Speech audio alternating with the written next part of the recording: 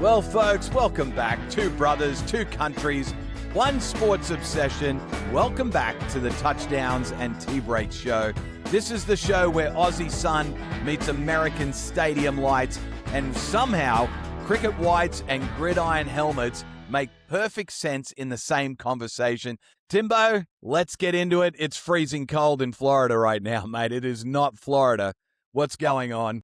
I don't know, mate. A couple of days ago, I know the whole country is under snow alert, ice warnings. It's just ridiculous. Florida was sort of we missed it there for a few days, but it's heading south. They reckon in Ocala it could be snowing by the weekend. So yeah, yesterday it was ridiculous. I think it's like 20, I don't know, 35, 36 degrees.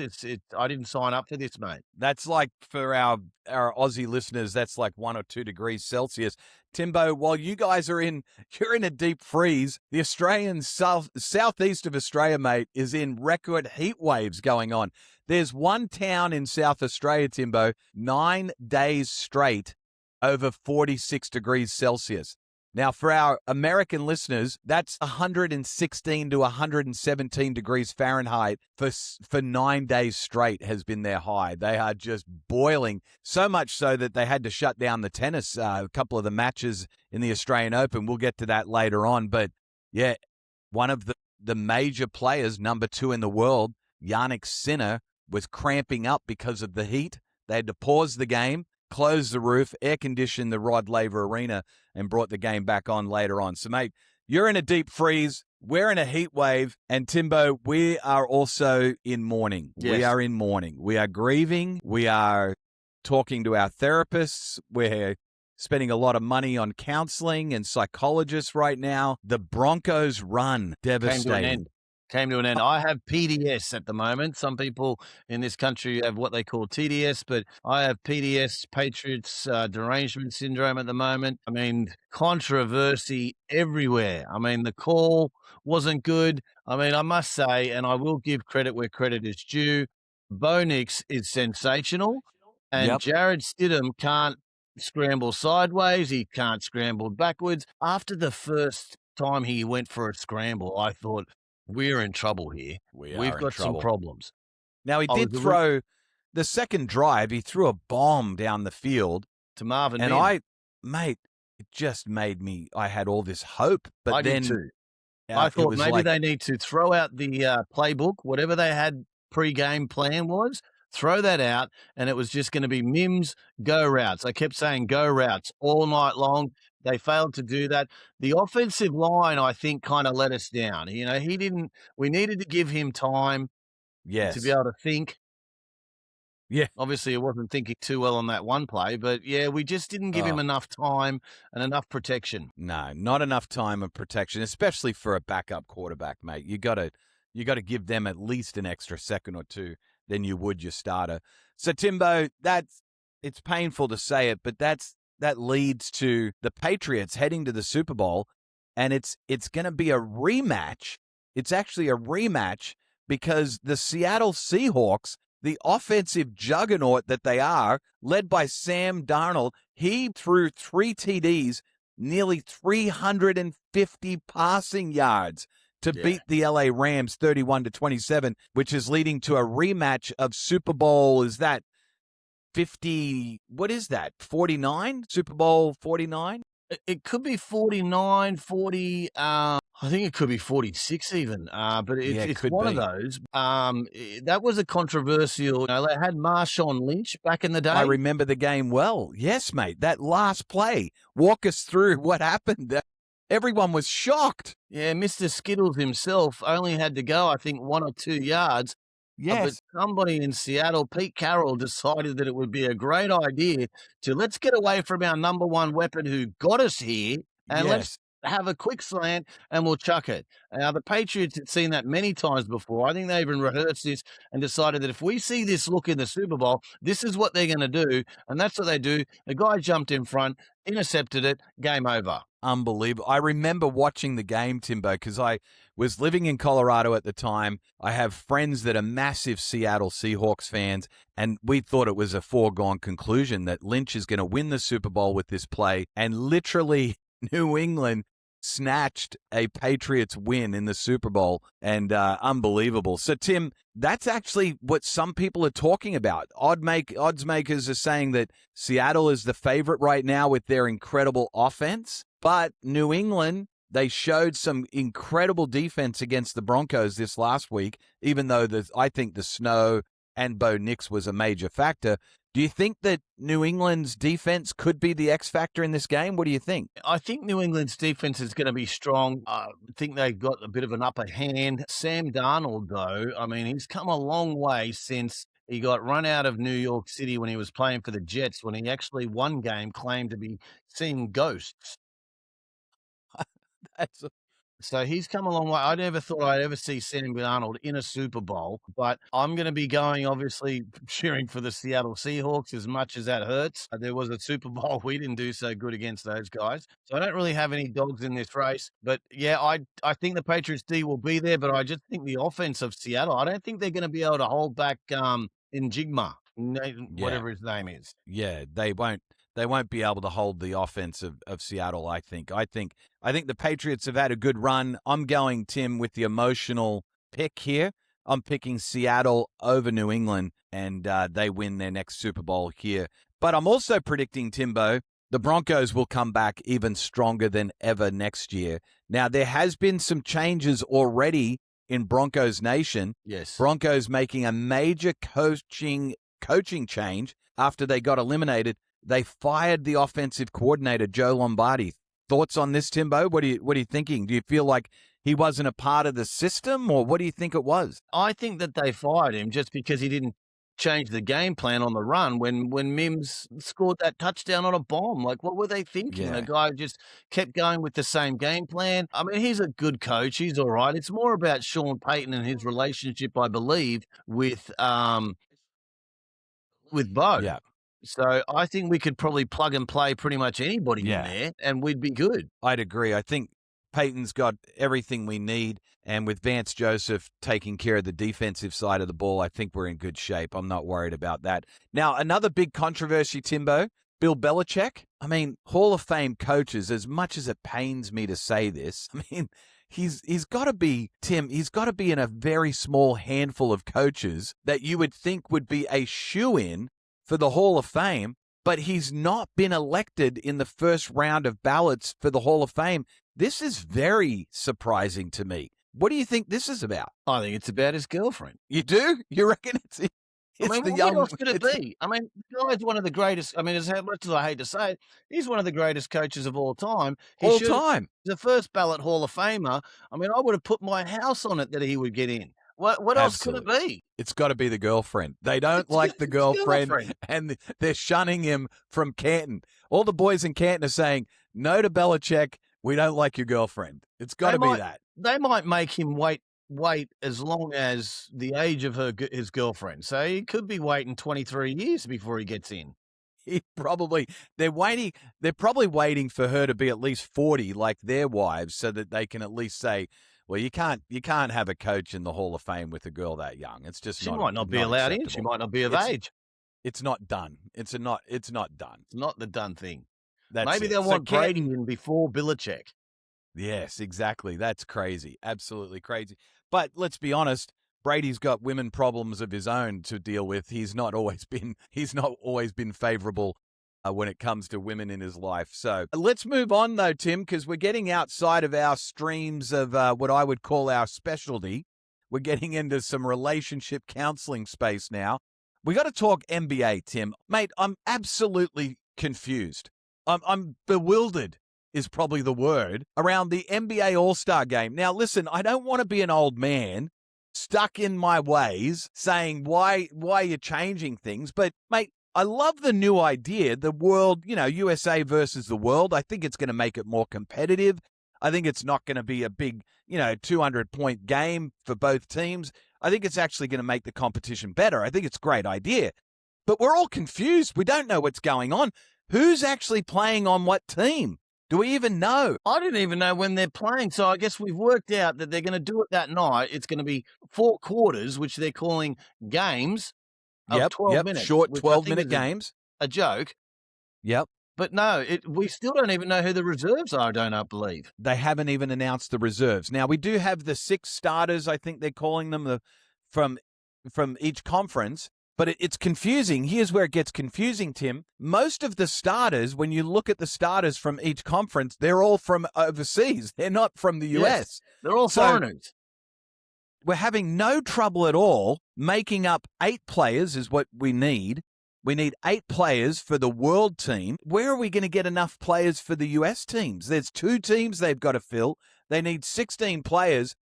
Mate, I'm confused. I don't understand what's going on. Can you clarify for us, please? Mate, I don't think they know themselves. I mean, we're reading that they're going to, if they don't have enough players, then the commissioner himself is just going to start picking people randomly. Adam Silver, who do we get? It's like middle school basketball at lunchtime. Adam, your pick, mate. You're next. Who do you want? And that's how it's going to be. That's how we're doing the All-Star game now? Well, I think it's the only way that they want to get LeBron in there. I think that's what this is. It's how do we get LeBron into one more All-Star game? So let's just change the whole format, confuse everybody, and somehow slip in the flopper. Well, we're going to slip in LeBron James because let's be honest, Timbo. He's a great player, but he is past his prime. Even as a Lakers fan, a LeBron fan, past his prime for sure. But if I'm Adam Silver, you know what pays the bills? LeBron James. LeBron James, I guess. Having LeBron James on a court brings eyeballs, and that means advertising dollars are thrown at the game, and that's how they pay the bills. So, Silver, I gotta say, mate, you're a businessman. You got to run the league. You got to make some money, because who else is going to pay these millions of dollars salaries? How else are they going to do it? So it's probably a wise thing to do to get LeBron on the court and get some of those advertising dollars coming your way. I get it, Silver. I'm with you, mate. I understand. So that's what I think this is all about, Tim. They're trying to make it a global game. We've already talked about this on the podcast. There's talk of a European NBA league, a second league in Europe, which I think is a fantastic idea. Yes. And then eventually what that means is the Sydney Kings will be playing in the NBA Down Under League, is what that means. No more NBL. We got the Sydney Kings, champions of the NBA Down Under. That's where this thing is going. So, Tim, what are your thoughts on the NBA Down Under League? I'd love to hear what you're thinking. Are they going to call it the ANBA or they're going to call it the NBAA? I mean, they don't say AA here. They don't say 66 in phone numbers here. They just say 66. But I think it's a great idea. People would love to, come down to see Australia. You've got the perfect weather for it.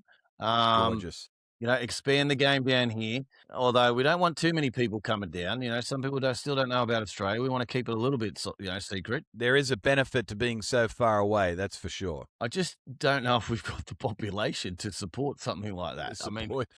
It would be tough. I mean, we've got our Big Bash trying to play T20 cricket, and I think we got maybe 8 teams.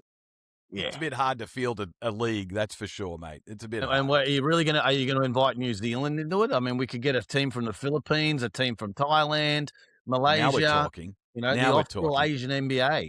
The Australasian NBA would be a great contest, I think. Now, speaking of other formats of the game, Tim, college basketball, we're in the mid-season of the NCAA college basketball right now. It's heating up. It's heating up, mate. We got March Madness literally around the corner. We're recording this podcast at the end of January. We're barely in January. We're basically in February. So we're about a month away from March Madness heating up. What are your predictions, Timbo? Let's talk brackets. Top 4 seeds. Who do you think's going to make up the top 4 seeds in the brackets once they come out? Mate, I think you're going to be looking at a team like Arizona. Absolutely. Unanimous number 1 overall right now, for sure. As much as, I think Michigan could slide into that second spot, it's probably going to be the University of UConn. Yep, the Go Huskies. They're a powerhouse when it comes to college basketball. Is that who Andrew Gaze played for? No, it wasn't. No, he played for St. John's University. They're a powerhouse college basketball team as well, or St. Mary's, one or the other. No, but they it was. They love their international players. Those do, but I think Gazy played for some Villanova. No, oh, maybe he did play for Nova. It was possible. Somewhere up in that corner of the world. They'd have never even heard of Australia. That's right. They're like, where are you from? I think Duke obviously is going to be thrown in the mix. Yep, Yeah. they should be a contender. Nebraska, who would have thought? Nebraska in the mix, I think. They're shaping up to potentially be a high seed. Maybe not a number one, but I think they're going to be up there in one of these brackets. So And that's that a just big goes one. to show how topsy-turvy things are. You know, you had Indiana, who were fantastic, who won the national championship this year. I picked them all the way, okay, just to throw that in. Go Hoosiers. Hoosiers are winning the football competition, and there you got Nebraska, who can't win a football game to save their life, and now tipped in the basketball. So the Mate, whole world is changing. it's a bit upside down, and I think it has a lot to do with where Indiana's been putting their money lately. They've obviously been pumping some cash into the football program at the neglect of what they're known for, their basketball team. And so, yeah, I'm wondering, Tim, here's a big question. Will Indiana even make the tournament? They're not currently ranked in the top 25. Will they even make the tournament? That's a big question for them this year, I think. Not until Bobby Knight's kids decide that they want to get involved and get back into Hoosier basketball. But no, Indiana's going to struggle. And another name that's surprising is the University of North Carolina. Yes, we don't see the Tar Heels anywhere at the moment. Tar Heels are nowhere to be mentioned.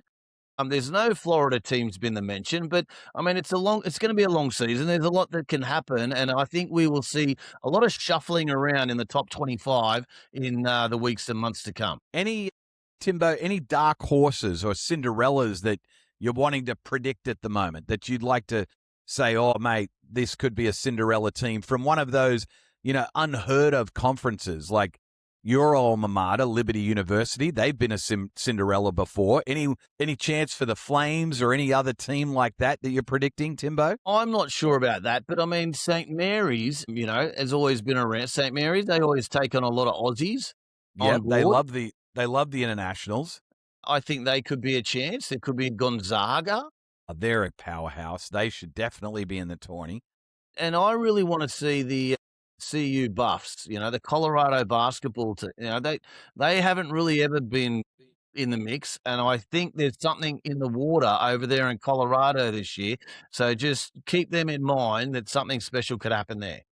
All right, you've heard it here first, folks, on Touchdowns and Tea Breaks. Timbo predicting the University of Colorado Buffaloes to be a potential Cinderella team coming up in this year's tournament. So we'll see how that plays out. Now, Tim, a complete change of gears, Timbo. We're going down under, which, let's be honest, we've talked about this already. Australian cricket, because of international tournaments that are coming up, is very quiet this summer after the Ashes. And so we've really, in Australia, turned all of our sporting attention onto the Australian Open, one of the 4 big grand slams of the tennis world. Kicks off the tennis season in Australia in January every year. Yes. And, mate, first time ever in the Open era.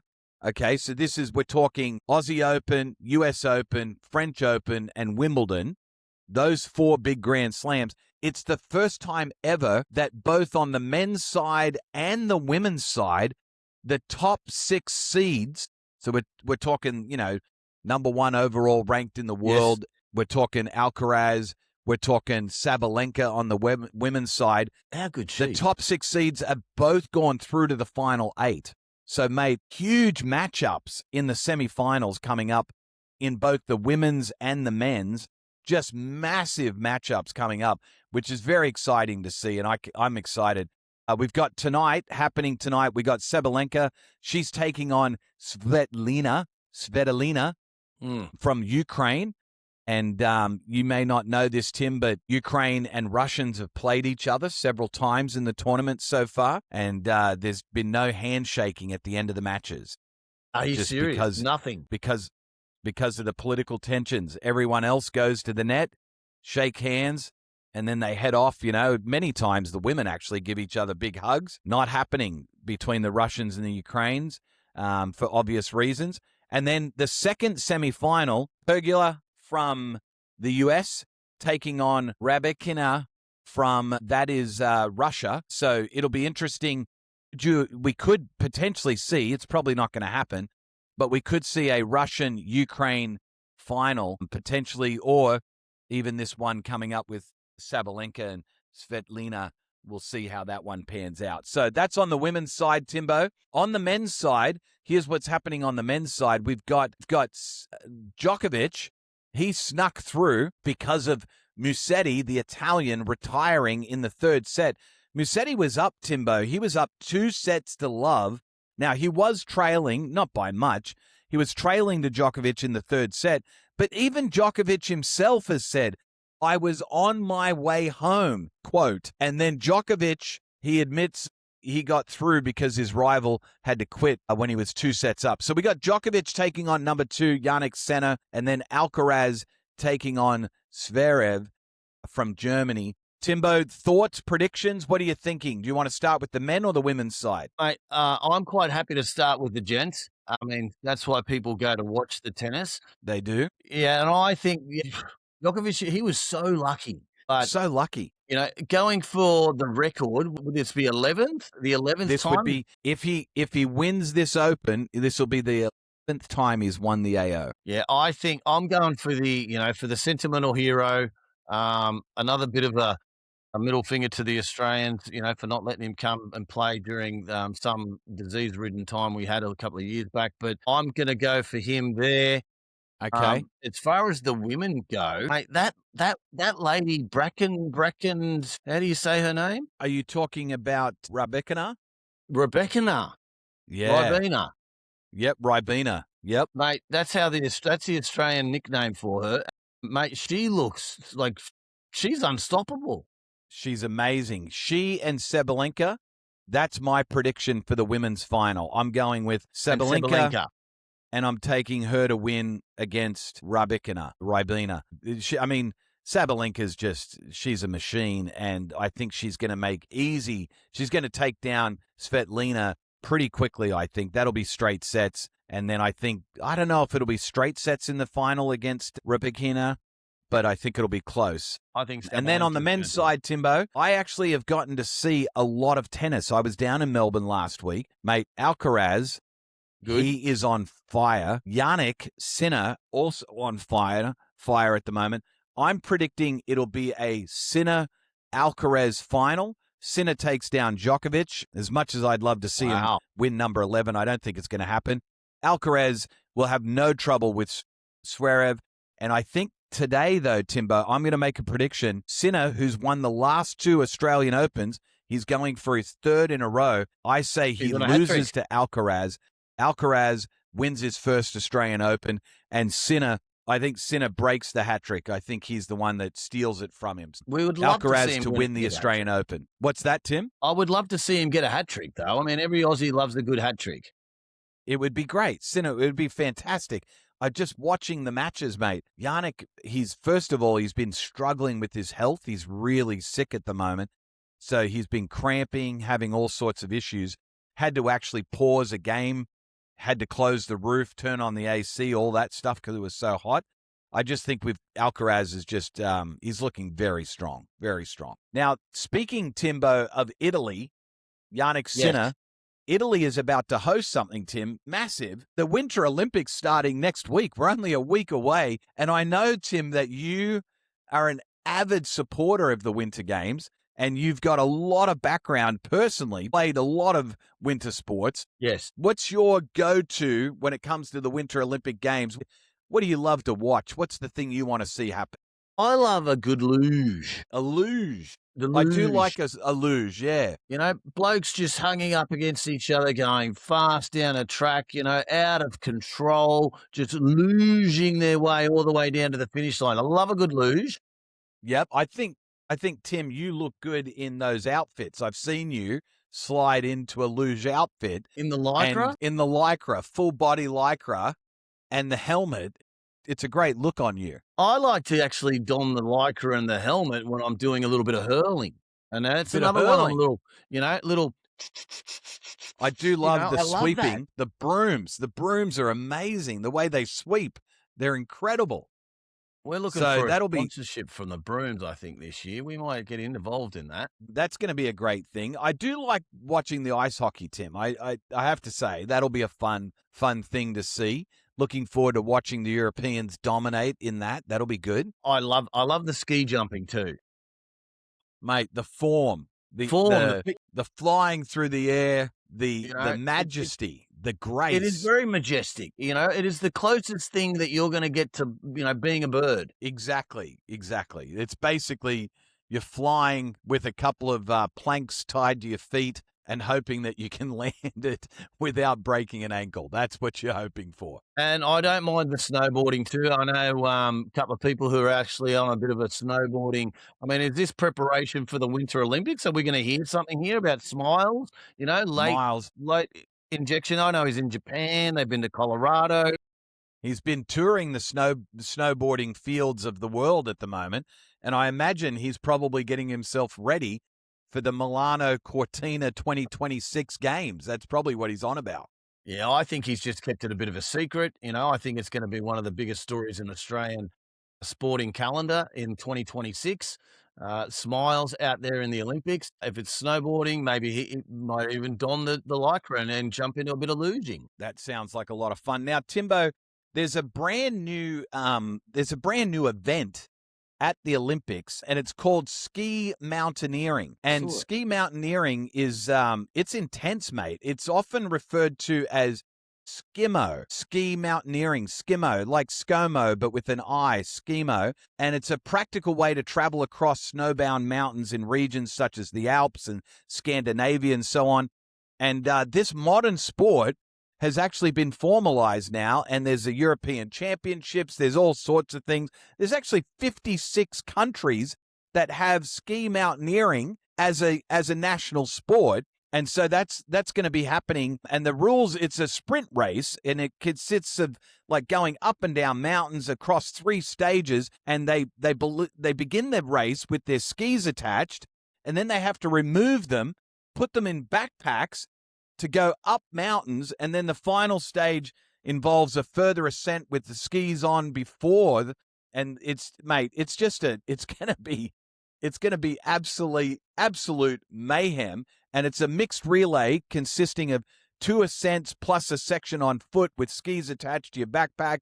It's just going to be it's like the winter version, it sounds like, of a steeplechase almost. Like, it's just craziness. It kicks off on Thursday, February the 19th at the historic Stelvio Ski Centre. Just Yep. a little bit of, this is the first time you've heard this, okay? This is an exclusive here on the Touchdowns and Teabags podcast. This sport, I went in and did a bit of research about this. I started doing some, background checks and stuff. Yep. This started in Florida. Started in Florida, skimo. Yeah, mate, because we have the perfect weather for it. We have some of the largest mountain ranges that you've ever seen. Now, this is going back 2 million years ago, but Right. It's a been lot a of people while. don't realize what was going on in Florida 2 million years ago. No, they don't. They're not A lot's aware of the changed history. since then, Yes. but I'm just glad to see that the sport has finally taken off. I mean, 2 million years ago, when they were trying to get it out there, it struggled. It was struggling. Didn't have the social media presence that it has today. No, exactly right. But now with social media and the internet, everybody knows. So do a little bit of your own research. Don't take my word for it. Check your sources. But I think you'll be surprised where this originated originally. I think you will be. And ski mountaineering, keep an eye out for it. I think it's going to be a huge part of the Winter Olympics. So, quick recap, Timbo. Your prediction for the NFL Super Bowl, the winner, you're going with the Seattle Seahawks. Is that correct? Yeah, I need to stick with family. I know somebody up there in Portland, Oregon that's going to be going for the Seahawks. So, unfortunately, I will going to be cheering for them. I know it's going to be a little bit mixed in your household. It'll be mixed up. I'll be going Seattle. Kristen will be going Patriots. But you heard it here, folks. Touchdowns and tea breaks. Both Timbo and Perko, they are predicting Seattle to win the Super Bowl. NBA All-Star game, Tim, I'm going with the world to win the whole thing. What are you picking? That's going to be too easy for the world, mate. Please. Too easy. I mean, they've got the best players in the world playing for the world these days, and it's not even going to be a matchup.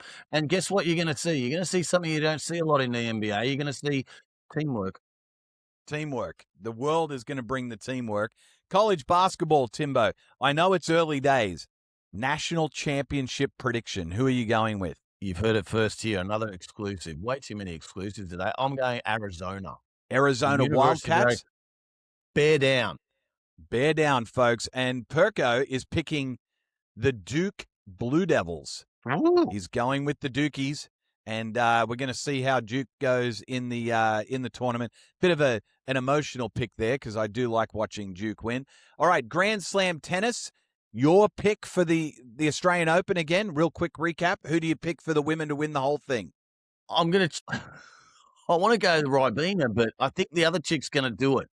Sabalenka. I'm picking Sabalenka. I just like how it rolls off the tongue.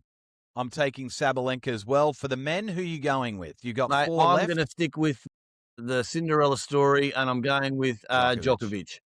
I want to see him get to 11. Timbo History. thinks Novak's going to win it. I say Alcaraz beats Sinner in the final, breaks the chance of a hat trick. And then in the Winter Olympics, Timbo, who do you think, what country, you don't have to have the name, what country wins the gold medal in the ski mountaineering? I'm actually going to predict that it's going to be, and this was a hard one. I stayed up all last night debating on this, and I'm actually going to be running with Liechtenstein. Liechtenstein to win the gold. Yes. In the ski mountaineering, Tim Perkins is going with Liechtenstein. I am going to go, Timbo, because of its Scandinavian heritage, I'm going with Sweden. I'm going to pick Sweden to win it, and primarily, Tim, because their team is sponsored by IKEA. So I'm thinking Sweden wins the ski mountaineering because those guys know how to put flat pack furniture together. Okay? And if anyone's going to win it, they've proven that over the years. If anyone's going to win it, it's going to be the team that knows how to put together a dresser without a single bolt left behind. That's who wins ski mountaineering. And you've heard it here, folks. Winter Olympics, don't miss it. It's coming your way, and you're going to want to keep an eye out for ski mountaineering. Timbo, mate, it's been another phenomenal podcast, a great episode. Can't wait. Next week, we'll be talking about the ski mountaineering because it'll be live. We'll probably have some clips, hopefully, to share with people. It's going to be amazing. And until then, folks, this has been Touchdowns and Tea Breaks. Yes, Timbo, yep. Thank you. What's it? Well, just so you know, Tim, you just during the whole podcast thing, mate, the whole weather thing has changed. I don't know if you noticed how dark it got. Yes, we're going to be doing some luging here in Florida quite soon. If this weather continues, it's getting quite dark outside. It's very bleak. I think the temperature is now 26 degrees. We could be starting to do some snow mountaineering ourselves again and re-bringing it back to Florida. Bringing back ski mountaineering to Florida. Who knows? Perhaps where's the sun go? Where's it gone? It's disappeared on us. So, all right, folks. This has been another episode of Touchdowns and Tea Breaks. Until next time, this is Perko signing off. Timbo, great to see you. We'll talk next week. Cheers, mate.